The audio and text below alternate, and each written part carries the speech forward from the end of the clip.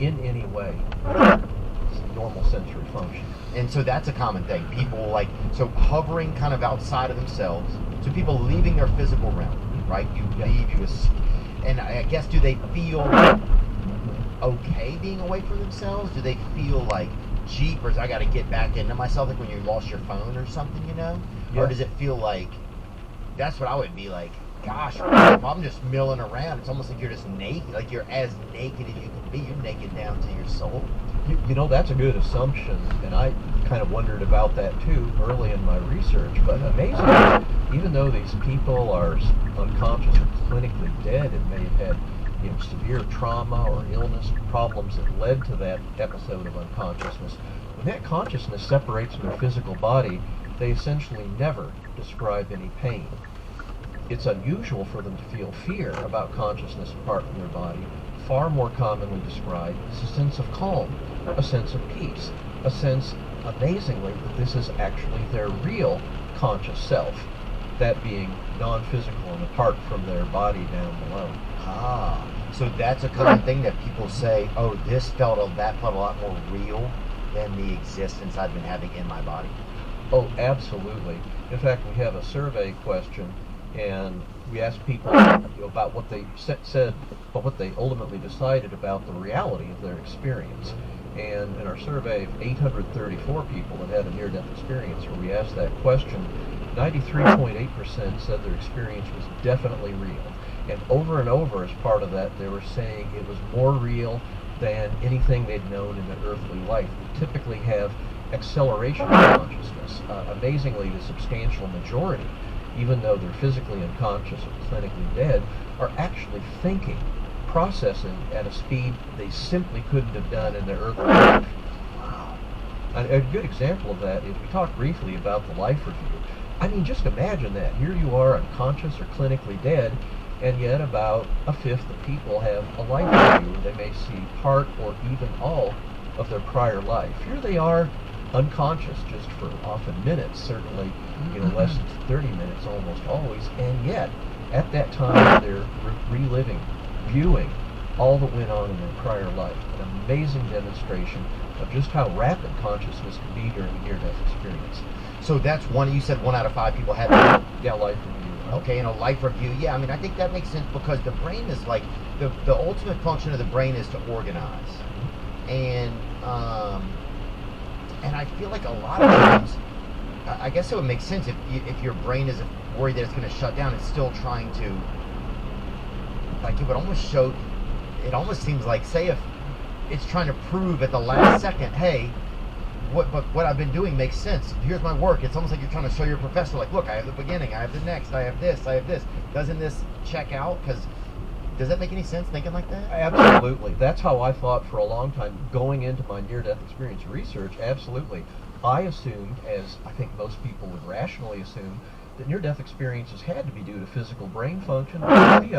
That's how we think. That's how we live our life. I mean, that's what we're used to. We haven't really, in general, had any particular experience of consciousness or awareness that wasn't part of our physical brain. But that is the amazing thing about near-death experiences. During the life review, it's not a matter of them using their physical brain. It's like that consciousness apart from the body where they're seeing and hearing things. You can't possibly do that with normal physical sensory awareness. And in fact, we have scores and scores of near-death experiences that had their life-threatening event, typically their heart stopping, while they were under general anesthesia. Now, under that blanket of sleep, it should be, as many of you know that have been under general anesthesia, I mean, the brain just shuts off. There's no possible remembrance at all. And at that time, they're carefully monitoring vital signs. I know, I've been there. I'm a doctor. I've, seen Do that. a lot of people wake up and say something racial sometimes? I've done that before. Is that crazy? I've never. I can honestly say I haven't ever done. I've heard of people waking up and having just their altered brains and bizarre conversations with the anesthesia team. And ask any anesthesiologist; they'll have all sorts of stories like that. By the way, as a bit of an aside, but getting back to that cardiac arrest, heart stopping while under general anesthesia. Theo, it should be doubly impossible for the physical brain to produce any kind of awareness or experience. And yet, from being under anesthesia, it should be completely impossible scientifically absolutely. for the brain to recall anything. That's what you're saying. Absolutely. Okay. And yet, at that time, yours, me, and other near-death experience researchers are finding that they do have near-death experiences, typical near-death experiences like all others. Okay. So that is, if you will, doubly improbable that could be due to physical brain function. So, but how do you know something is not just a dream? How do you, I'm trying to think of another word for a dream, but I don't know another word for it. Yeah, well, that's a good one. I mean, in all of our lives, we typically have dreams. That's very common. Near-death experiences are nothing like dreams. Theo, at the risk of embarrassment, I'm going to share with you how I found out about that. At the very dawn of putting a survey up on the website, I asked the question, was your experience dreamlike in any way? And oh, I was embarrassed at the responses. No way, no chance, absolutely not. Emphatic over and over again, people having near-death experiences emphasizing this had nothing to do with dreams. So I quickly let go of that line of questioning. So again, when you hear about a near-death experience, it seems so unearthly. People normally would think, gosh, isn't that like a dream that I'm familiar with? Yeah. Nothing, absolutely nothing like a dream. It's far more lucid, conscious. A dream, Theo, typically events may skip around in an illogical order. Yeah, it's almost like that movie Gummo, kind of. You ever seen that? I've heard of it, I haven't seen it. Yeah, it's like, it is what it is, but yeah, it's like it's like somebody made a collage. Dreams are sometimes feel like a collage. I love that. That's a great way to look at it. You're typically less lucid, less conscious than earthly everyday life. Events in the dreams skip around because, well, they're like dreams.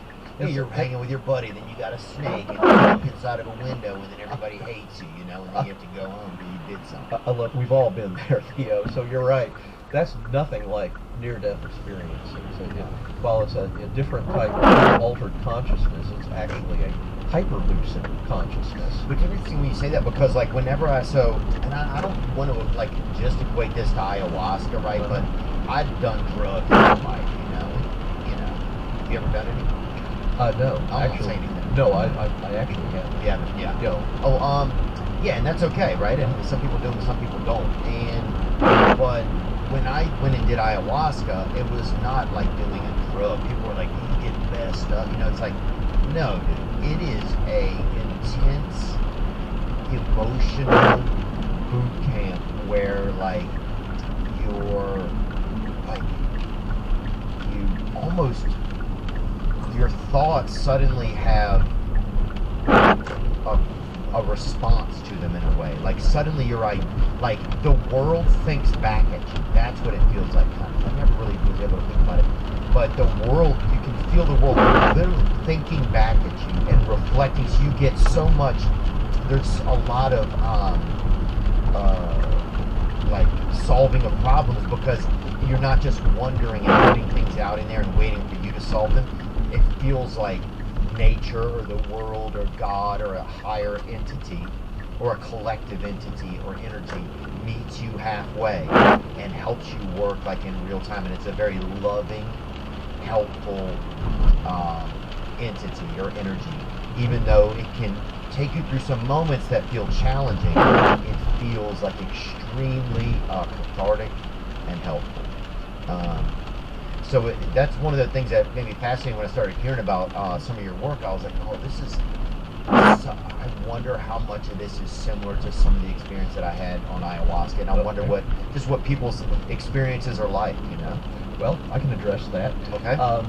I co-authored a paper that was published in the Annals of the New York Academy of Sciences, and the lead researcher investigated the published medical literature about a wide variety of what we call psychotropic or brain-acting drugs, and looked at the descriptions of these experiences and compared it to near-death experiences. And the conclusion of this study, really radically different experiences between psychotropic drugs and near-death experiences. But above and beyond that, Theo, for anybody listening or viewing this, you can find out for yourself. There's a website called Erowid, GROWID.org. Erowid.org has thousands of first-person shared experiences with psychotropic drugs. It is amazing how many they have. You can look up any type of psychotropic drug. You can look up ayahuasca experiences. Erowid, Erowid, documenting the complex relationship between humans and psychoactives. Wow.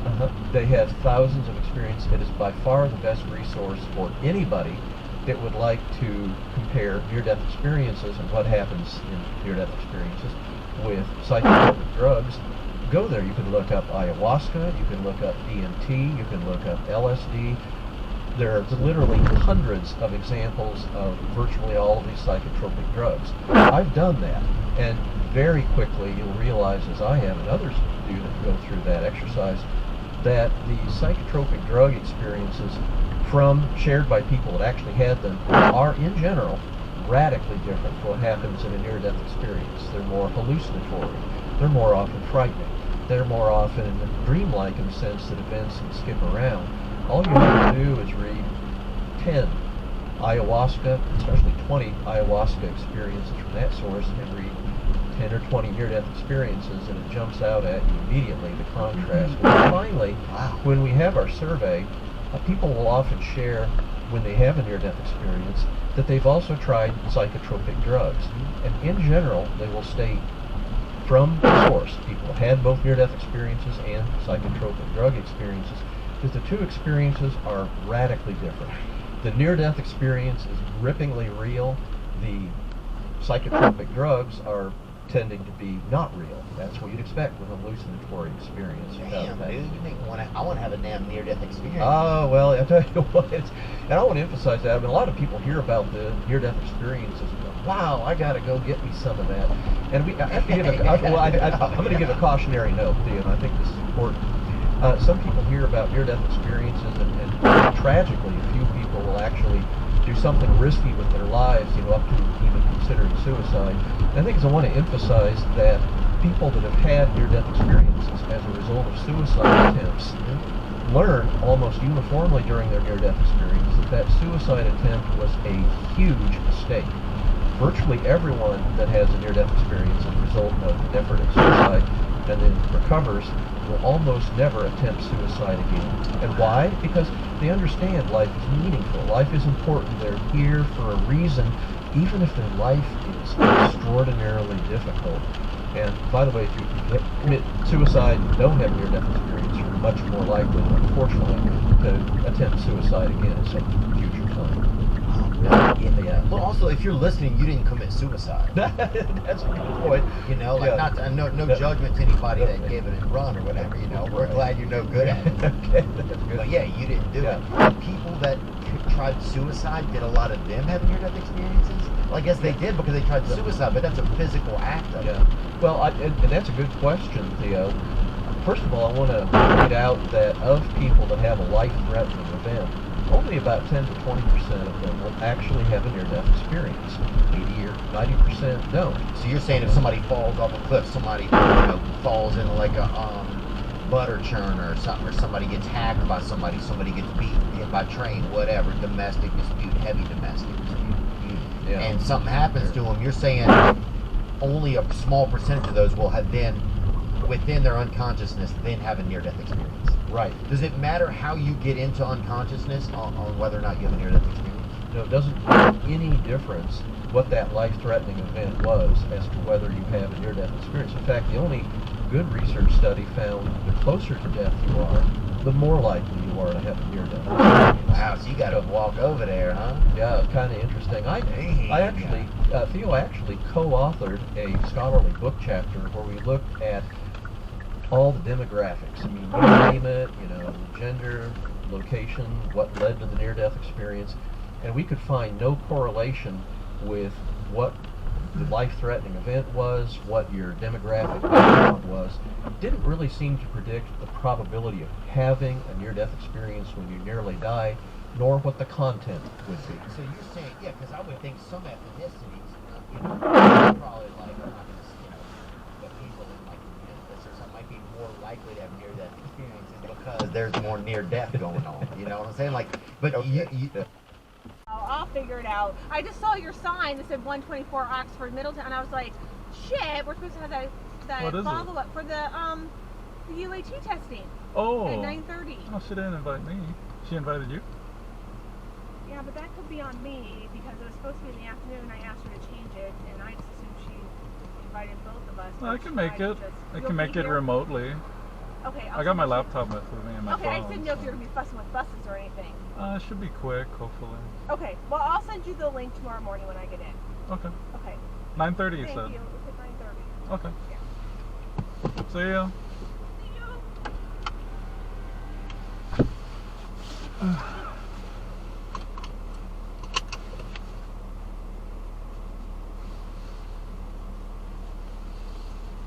Okay. Can I go home? Or actually, I gotta go get cat food.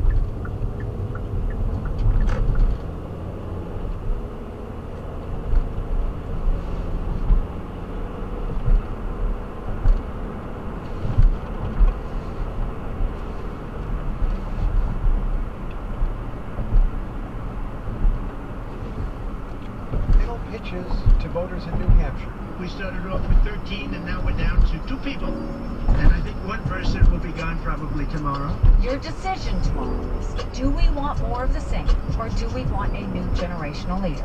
We'll have the results, analysis, and the road ahead tomorrow on Morning Edition from NPR News. Join Marianne Zalesnik tomorrow morning on 91.7 WVXU. Support comes from the Cincinnati Symphony Orchestra presenting Brahms' German Requiem, February 9th through 11th at Music Hall.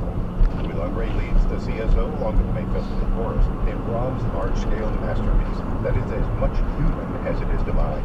Tickets at CincinnatiSymphony.org. Season sponsor, Western and Southern. DeCourcy Pike closed between 39th and 40th Streets in Covington for a police investigation. Each direction to Fort Washington Way has a wreck on it. Northbound 75 in Town Street, there's a broken down vehicle blocking the left lane.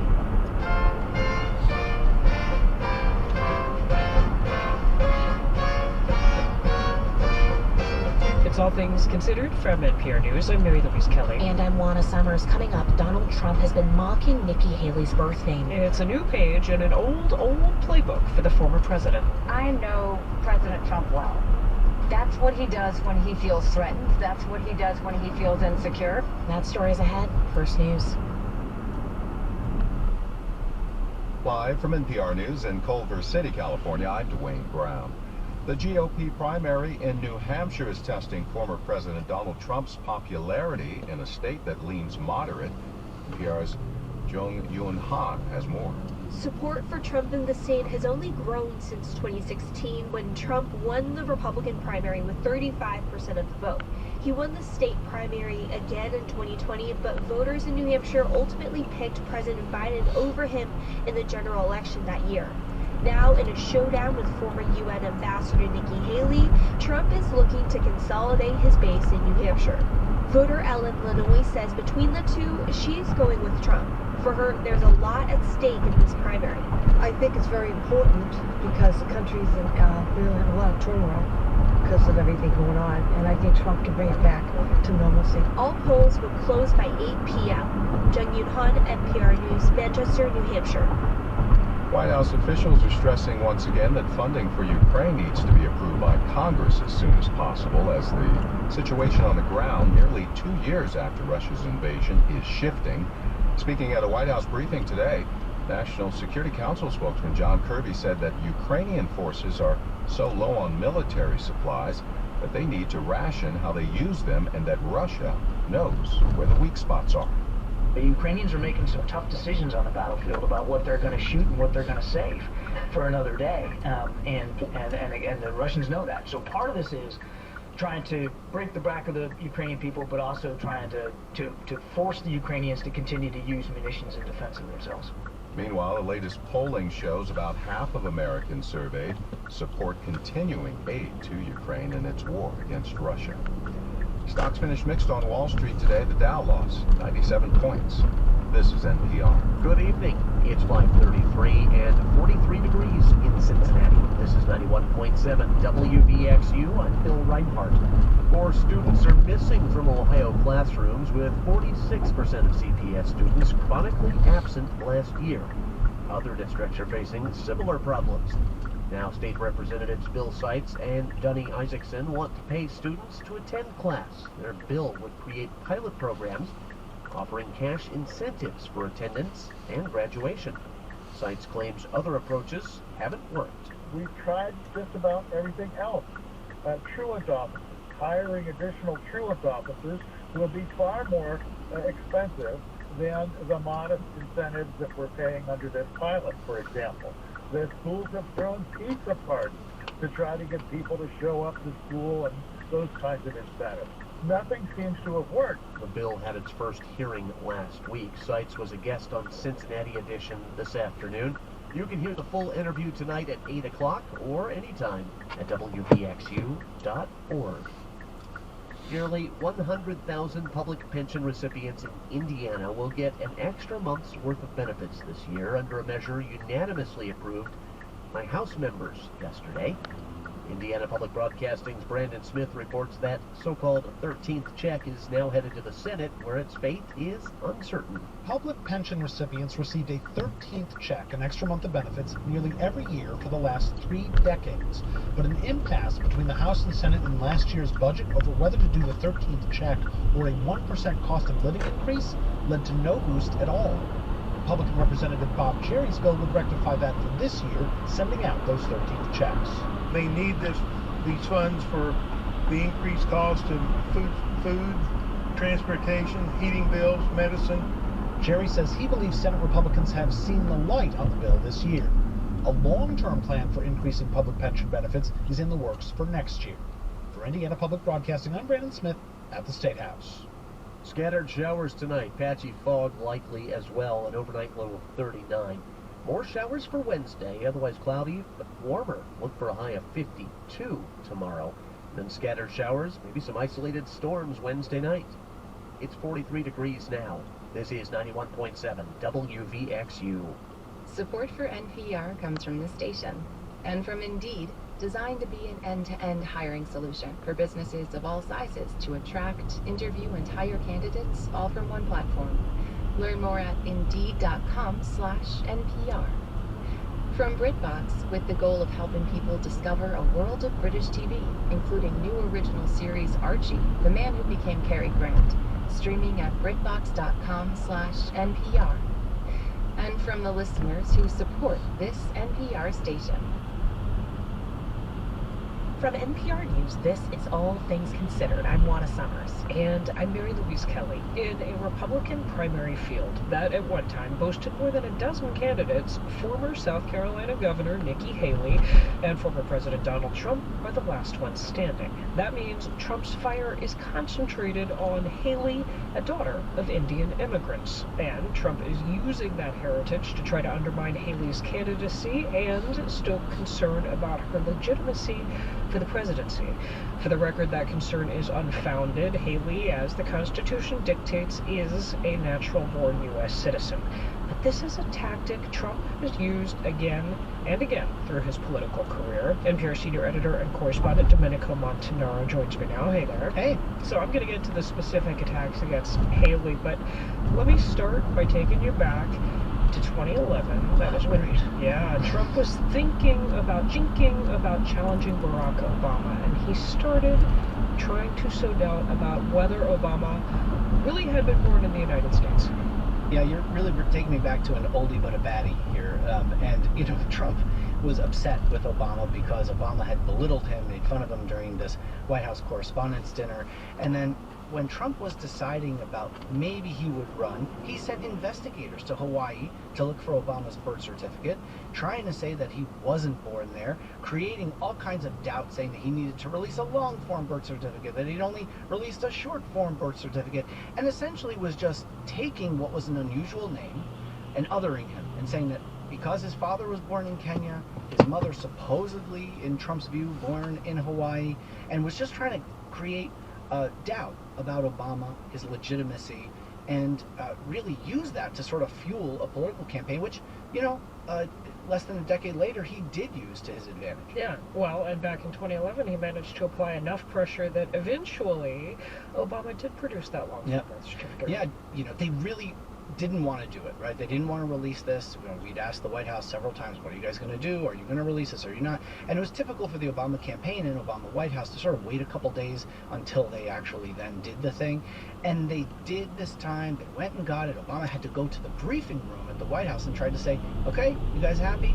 Now, too bad. We move on, yeah. Right, but it wasn't the case, because what wound up happening with this is, and I covered the Tea Party for quite some time during its rise, and I would go to these Tea Party town halls and I would ask people what they thought of President Obama on tape, and people would say, well, he's not too bad, but I don't like him because he wasn't born in America, he's born in Kenya. And I would take some people through their thinking on this, which they had clearly just gotten from conspiratorial right-wing websites or Fox News or whatever, and they would come up with these things. But then I would say, well, how do you explain the Honolulu Advertiser birth announcement?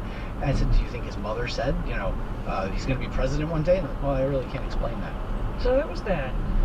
Let's talk about now. As you listen to the way that Donald Trump is talking about Nikki Haley, what do you hear that sounds familiar, that echoes what he was saying about Obama? Yeah, look at a couple of things that he's doing, right? He's using her middle name incorrectly and putting it in quotes, which he did on his Truth Social account. Certainly very similar to the way he used to emphasize Hussein in Barack Obama's middle name. Mm-hmm. And look, it wasn't just Trump who was doing this back then.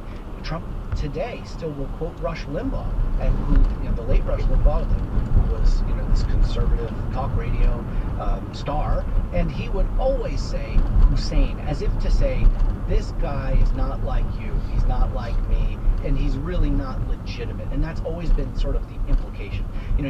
Trump has said that Haley is not qualified to be president of the United States incorrectly because her parents were not born in the United States. They were born in India. We should point out that Donald Trump's own mother was born in Scotland.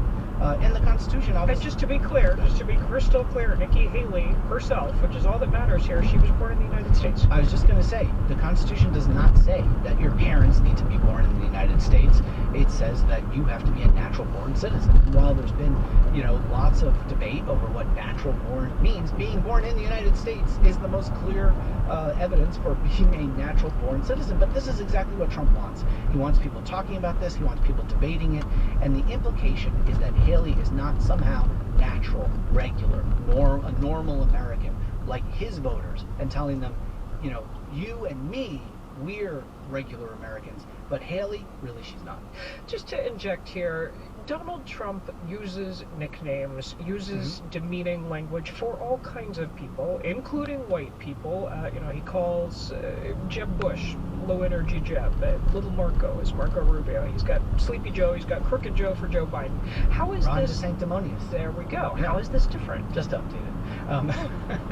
It's different because unlike these playground style nicknames that are really meant to belittle, needle, ridicule, this is more than that. This is about painting Haley, Obama, people of color, immigrants as other, as not true Americans, when lots of people frankly would argue that that's the beauty of the American story. It's how people come from all over the world to escape difficult situations, whether it's poverty or danger or political persecution, and can gather under one flag of freedom. But Trump's MO, his playbook, is to make that very characteristic something that's antithetical to being a true American, which Trump seems to identify as anyone who's not loyal to him. Does it work? Does this tactic work? Well, it certainly appeals to a certain part of his base. A lot of this stems from the false grievance that he's mined with his voters. You know, many working class whites upset with their lot in life, looking to blame someone. Trump has given them someone to blame, and immigrants are a ripe group of people who, not just Trump, but it's, you know, right-wing conservative media that's echoed this message, and it's not just an American phenomenon. I mean, this is something that's come out of right-wing authoritarianism around the world, and it's a playbook that Trump has then tried to replicate here. So in terms of who he is trying to appeal to here, it's his base? Definitely his base voters. He's trying to then peel off potentially people who might feel like the border is not secure enough and Biden's not doing a good enough job, and use that culture to fire up people in, say, places like Pennsylvania, Georgia, Wisconsin, Michigan, you know, all the swing states that have a significant number of working class white voters who might have some tendency, Trump feels, to maybe not want so many immigrants in the country. Has anyone figured out the best way to respond to this, to try to make this backfire on Trump? Well, I think in a general election, it certainly has the potential to backfire and has backfired on Trump. I mean, this is exactly one of the reasons why more than 50% of the country routinely and continuously says that they dislike Trump. Trump has higher favorability ratings in many polls than Joe Biden does. And a lot of it is because of these kinds of petty cultural fights and things that he stirs up. And now, when it comes to Republicans, though, they're so nervous about having to win over their base that, for the most part, they have not really responded in a very strong way, even drawing a line on something like this. You know, I was struck by an interview that a supporter of Nikki Haley's had on CNN, where this was Congressman Northam of Georgia, was asked directly about this. He supports Haley, and he basically said, you know, I'm not going to tell anyone what to do or how to run their campaigns. Everyone has a right to run their campaigns. But, you know, that's not really an answer that's rooted in any kind of morality. NPR's Domenico Montanaro talking with us about Donald Trump and Nikki Haley, both U.S. citizens, both born in the United States, both running for president. Thanks, Domenico. Yeah, and I'm sure if it's not Haley and it's Trump, there'll be some other target for Trump to do the same thing that we'll talk about over the next 10 months.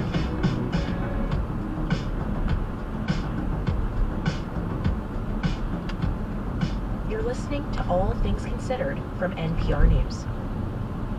Secretary of State Antony Blinken is in the middle of his fourth swing through Africa.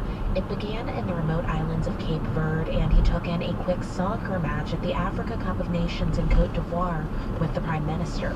Today, he is in Nigeria. NPR's Emmanuel Akinwotu joins us now from Lagos. Hi there. Hi, Lana. So, Emmanuel, tell us, what has been on the agenda for this trip, and what does Secretary Blinken hope to achieve? Well, he's just arrived in Nigeria, Africa's most populous country and an economic powerhouse. He's meeting with President Bola Tinubu, and tomorrow he travels to Angola. And the State Department are keen to cast this trip in a positive light and show that Africa is a key U.S. priority. The trip came just after the Chinese foreign minister departed, and the U.S. says the trip has nothing to do with that.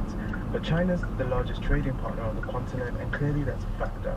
We've now had a few years where the U.S. has made this concerted effort to reboot its relationships in Africa, but we still don't have a clear sense of what a more dynamic U.S. engagement really has to offer.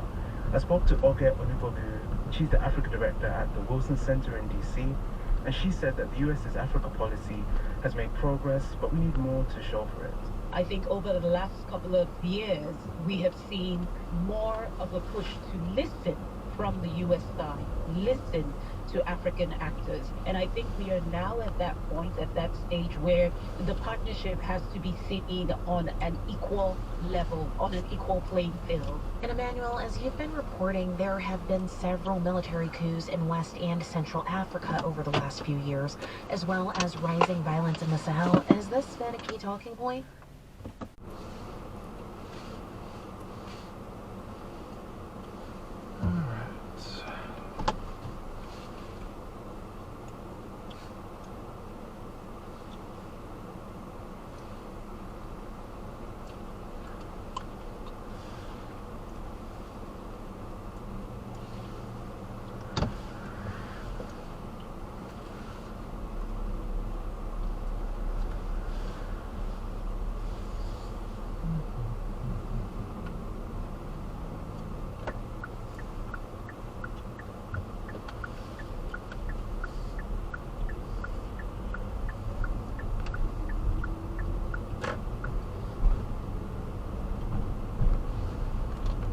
border bill House Republicans passed last May, with 0 Democrats backing it.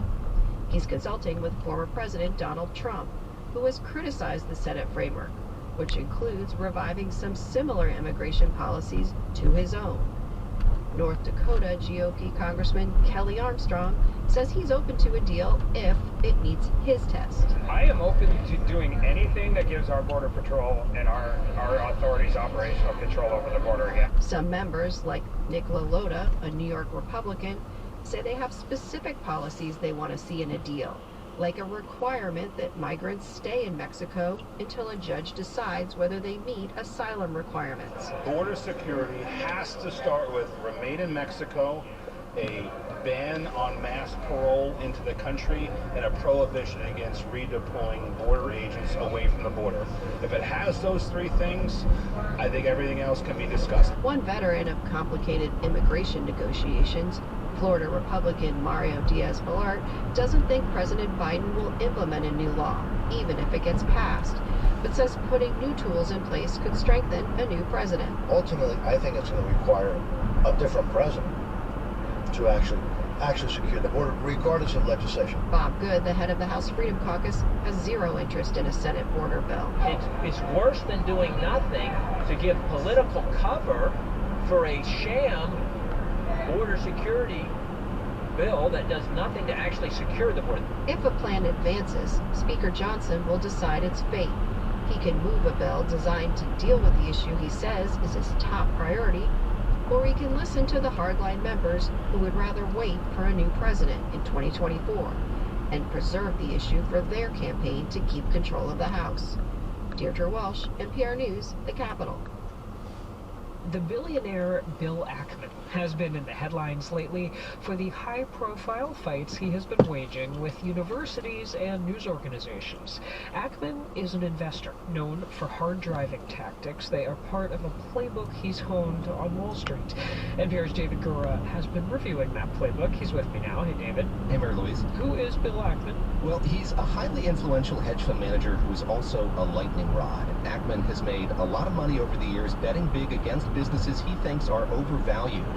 Another way he's made billions is by buying big stakes in companies. Then Ackman pressures CEOs to overhaul them, and if they don't do that, he tries to push them out. So suffice it to say, those tactics don't make him a lot of friends, Mary Louise. Here's what Ackman said recently on CNBC. Stack before. Remember, if you're an activist short seller, you undergo the most aggressive attacks.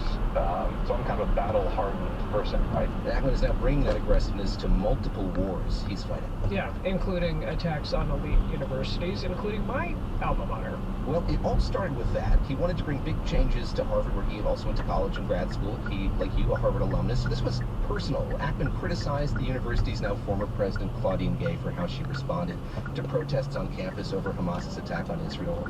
But his list of grievances got a lot longer. Ackman amplified plagiarism allegations against Gay, and since then, he's gone after higher education in general, as you said. He says diversity, equity, and inclusion, or DEI programs, are racist, that they're discriminatory against white people. And what we're seeing in each of these fights is Ackman using tactics that are familiar to anyone who has watched his career on Wall Street. Yeah, I want to understand that better. What are these tactics?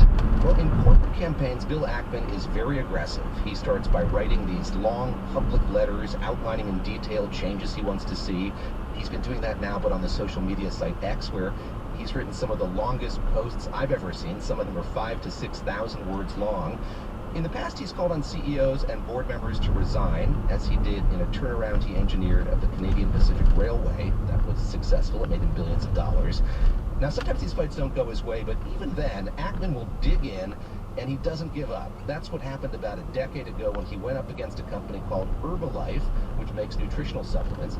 Ackman called it a pyramid scheme, and that led to a public attack from one of his rivals, fellow billionaire Carl Icahn. He wanted to have dinner once with me. I had dinner with him, and I got to tell you, I left. I couldn't figure out if he was the most sanctimonious guy I ever met in my life or the most arrogant. Icahn bet against him, and what we saw after that was just classic Ackman. He continued that fight for 6 years, even as he lost a lot of money. Well, and this is all in the service of what, David?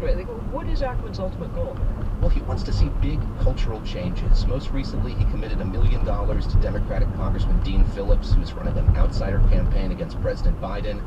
Ackman's also going after the media. He's vowed to file a lawsuit any day now against the news organization Business Insider after Ackman posted about those plagiarism allegations against Harvard's former president. Business Insider discovered that Ackman's wife, who was a professor at MIT, plagiarized in some of her academic writings.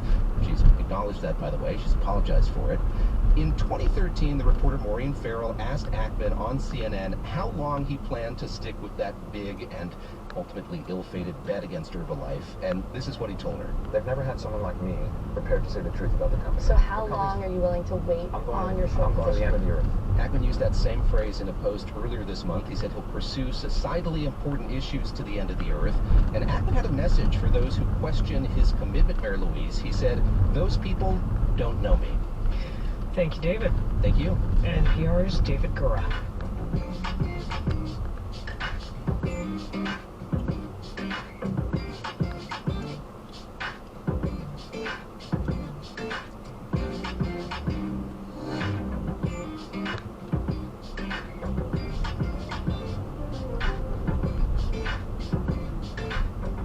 You're listening to All Things Considered from NPR News.